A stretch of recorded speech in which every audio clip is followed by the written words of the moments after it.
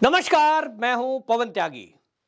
महाराष्ट्र से बड़ी खबर आई थी और उस खबर के अनुसार उद्धव ठाकरे, जो कि बाला साहब ठाकरे के बेटे हैं और शिवसेना के वारिस भी थे, उनको एक बहुत बड़ा झटका तब लग गया जब चुनाव आयोग ने यह फैसला दिया कि शिवसेना का असली जो मालिक है वो एकनाथ शिंदे हैं, क्योंकि उनके साथ पार्टी के अधिकांश विधायक और अधिकांश सांसद हैं, जिसके कारण से उनके पक्ष में यह फैसला जाता है कि जो धनुष तीर निशान है, चुनाव चिन्ह है, वो भी एकनाथ शिंदे को मिलता है। इस खबर के तत्काल बाद उद्धव ठाकरे को यह लग गया कि अब उनके हाथ कुछ आना है नहीं, सत्ता पहले ही गंवा चुके, तो शिवसेना का पार्टी फंड जो कि चंदे के रूप में उनके पास करोड़ों रुपए का इकट्ठा था, उसको उन्होंने एक नए खाते में ट्रांसफर कर दिया। इसके लिए उद्धव ठाकरे ने बैंक के अंदर एक नया खाता खुलवाया और उस खाते को खुलवाकर उस जो उद्धव ठाकरे की अब वर्तमान की जो उनको चुनाव चिन्ह से और बाकी पार्टी का जो नया नाम चुनाव आयोग की तरफ से मिला हुआ है, शिवसेना उद्धव बाला साहब ठाकरे, इस नाम से एक फंड खुलवाया, एक बैंक का अकाउंट खुलवाया गया और शिवसेना का पूरा फंड उसमें ट्रांसफर कर दिया गया, ऐसी खबर आ रही है। इसका एक तो मतलब यह है कि बेशक वो ये कह रहे हैं कि हम इसको चुनौती देंगे, सुप्रीम कोर्ट जाएंगे, उद्धव ठाकरे ने अब ये मान लिया है कि तुम्हारे हाथ शिवसेना और तीर धनुष आना नहीं है, क्योंकि सुप्रीम कोर्ट ने ही पहले ये कह दिया था कि चुनाव आयोग एक इंडिपेंडेंट बॉडी है और पार्टी की मान्यता या चुनाव चिन्ह किसको मिलेगा, यह फैसला उनको करना है। और इसके लिए जो तथ्य एकनाथ शिंदे ने बताए थे, चुनाव आयोग में जो दस्तावेज जमा हुए, उसके अनुसार यह बताया गया कि 55 विधायकों में से 40 विधायक ये एकनाथ शिंदे के साथ हैं, बाकायदा उनके पत्र संलग्न किए गए। इसी तरह 18 में से 13 सांसद वो एकनाथ शिंदे के साथ हैं, जिसके अनुसार आपको बता दें कि जो इन लोगों को वोट मिला है उसके आधार पर यह पाया गया कि 76% वोट ये एकनाथ शिंदे के पक्ष में गए लोगों को प्राप्त हुआ है। और इसके कारण चुनाव आयोग ने जब ये सारे तथ्यों को देखा तो फैसला एकनाथ शिंदे के पक्ष में दिया। अब सवाल यह है कि फिर ये जो सारा कुछ हुआ है, इसके इस फैसले के बाद अभी उद्धव ठाकरे के पास क्या रास्ता बचा है। तो आपको यह बता दूं कि उद्धव ठाकरे जो हैं अब अपनी मशाल को लेकर के चुनाव मैदान में होंगे और अब बीएमसी का चुनाव आने वाला है। इस बीएमसी चुनाव में वो इस मशाल के जरिए ही उतरने वाले हैं। इसका एक प्रेस कॉन्फ्रेंस के जरिए अब उन्होंने बता ही दिया है और जिस तरह की चीजें सामने आई हैं उससे अब क्लियर हो गया है कि उद्धव ठाकरे ने हार मान ली है। लेकिन जो वो बयानबाजी कर रहे हैं, इस बयानबाजी से ये लगता है कि उद्धव ठाकरे ने अभी भी जो हालात हैं, जो अपनी कमियां हैं, उसको देखने का काम नहीं किया है। अभी भी वो इन हालातों के लिए भारतीय जनता पार्टी और मोदी को ब्लेम कर रहे हैं। इसका मतलब ये समझ लीजिए कि अभी भी उन्हें ये नहीं पता कि आखिरकार ये जो हालात हुए कि उनको अधिकांश लोग छोड़कर चले गए, अधिकांश शिवसैनिक उनको छोड़कर चले गए, उनके विधायक उन्हें छोड़ के चले गए, उनके सांसद उनको छोड़कर चले गए, आखिरकार क्यों? वो इसको ब्लेम कर रहे हैं और वो मोदी पर ब्लेम लगा रहे हैं और वो कह रहे हैं कि भाई महाराष्ट्र में आपको राजनीति करनी है तो नरेंद्र मोदी को कहते हुए वो कह रहे हैं कि जो प्रधानमंत्री है उनको बाला साहब का चेहरा चाहिए, चुनाव चिन्ह चाहिए, लेकिन शिवसेना परिवार नहीं चाहिए। कौन असली है जनता जानती है। वो कहते हैं कि अगर वो मर्द हैं तो चोरी का धनुष बाण लेकर हमारे सामने आए, हम मशाल लेकर चुनाव लड़ेंगे या युद्ध शुरू हो गया है। ये जो उनका बयान आया है, एक तरफ जो वो मोदी को सीधे सीधे प्रधानमंत्री नाम लेकर के ये कह रहे हैं कि इनको जो है प्रधानमंत्री, क्योंकि आप देखें कि अभी पिछले दिनों मेट्रो के उद्घाटन के कार्यक्रम में जब गए थे तो जो मंच था, उस मंच में जो सभा थी, उस सभा में सभा को संबोधित करते हुए उसके पीछे जो बैनर लगा था उसमें बाला साहब ठाकरे जी की फोटो थी। उस पर ये उस समय भी कह रहे थे कि इस पर तो हमारा अधिकार है। मतलब उद्धव ठाकरे जी को अभी भी समझ में नहीं आया कि आप बाला साहब ठाकरे जी के पुत्र हो सकते हैं, लेकिन इसका मतलब यह नहीं है कि जो बाला साहब ठाकरे जी की शिवसेना और उनकी जो विचारधारा थी उनको भी आप फॉलो करें, यह जरूरी नहीं है। पिता के रास्ते पर बेटा चलेगा, यह गारंटी है क्या? ऐसा हर परिवार में होता है क्या?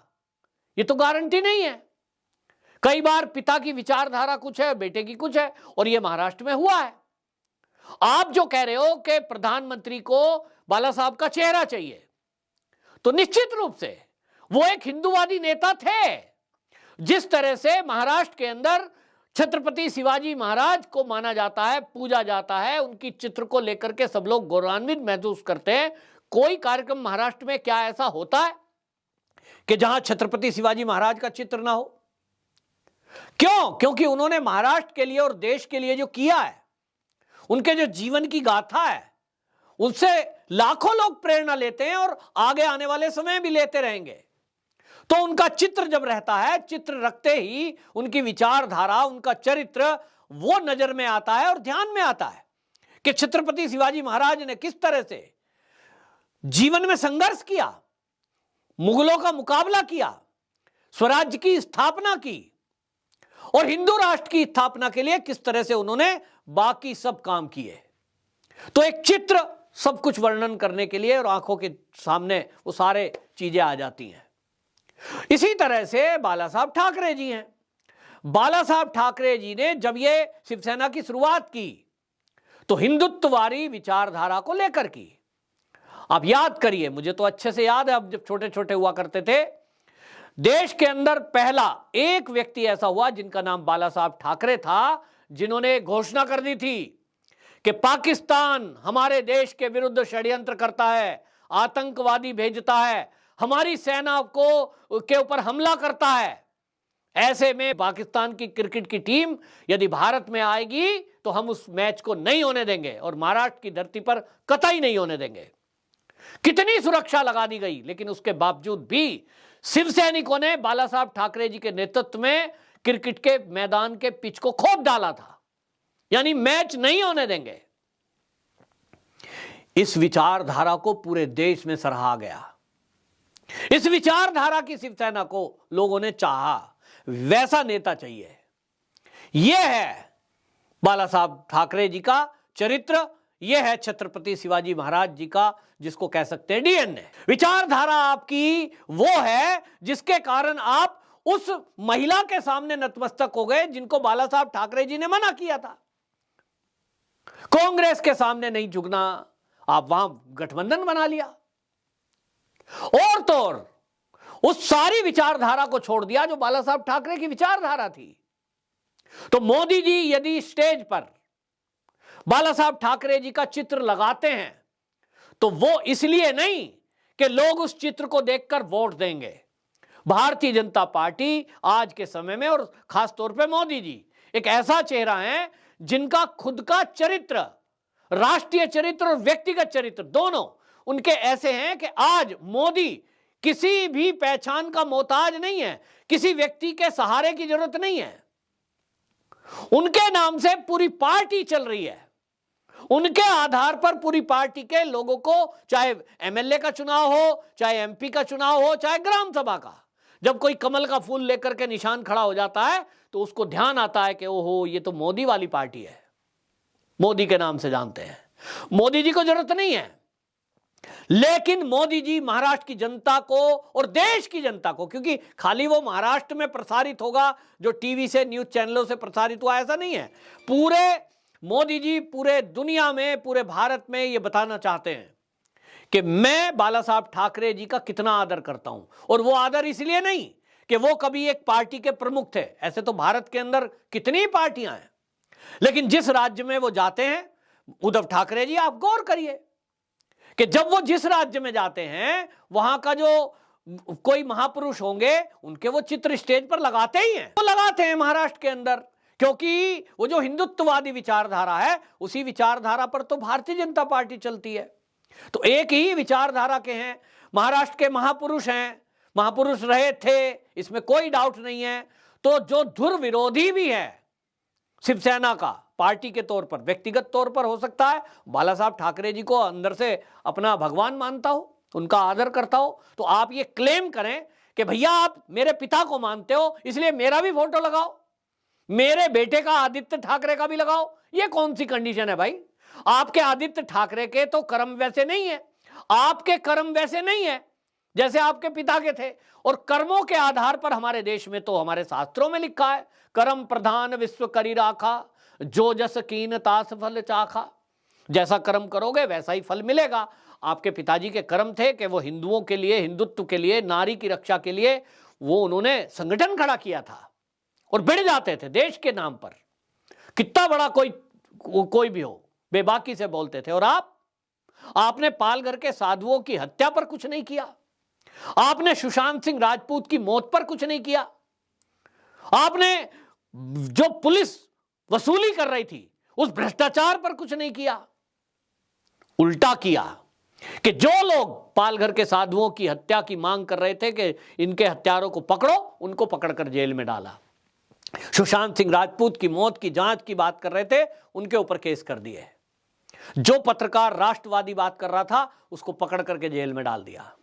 तो फिर आपका चित्र और आपको लेकर कोई क्या करेगा? आपकी विचारधारा वो विचारधारा नहीं है। कांग्रेस के टाइम में भी जिसका साथ आपने लिया है, जो इंदिरा गांधी के लोग पुराने टाइम के हैं, वो जो आदर करते हैं, जैसी इंदिरा गांधी थी क्या राहुल गांधी वैसा है? तो राहुल गांधी का चित्र गले में लटका के कोई क्या करेगा कांग्रेसी?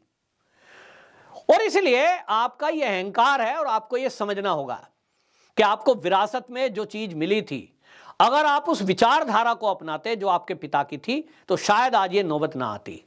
ये नौबत आई है क्योंकि आपने विचारधारा को त्याग दिया। और आज भी आप मोदी पर ध्यान लगा रहे हैं। अगर ध्यान लगाएंगे तो आपको पता लगना चाहिए कि आपकी पार्टी की ये दुर्दशा करने के पीछे की कौन सी चीज है जिसको आप गले लगाए हुए हैं।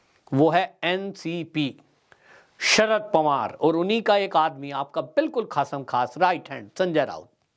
आप इनको ना समझे ना समझने की कोशिश कर रहे हैं क्योंकि अभी भी कुछ बचा कुचा आपके पास है। लेकिन कुल मिलाकर के जिस तरह की आपकी भाषा है, जिस तरह के आपके बयान हैं, इससे साफ दिख गया, एक ही शब्द बोल सकता हूं, विनाश काले विपरीत बुद्धि।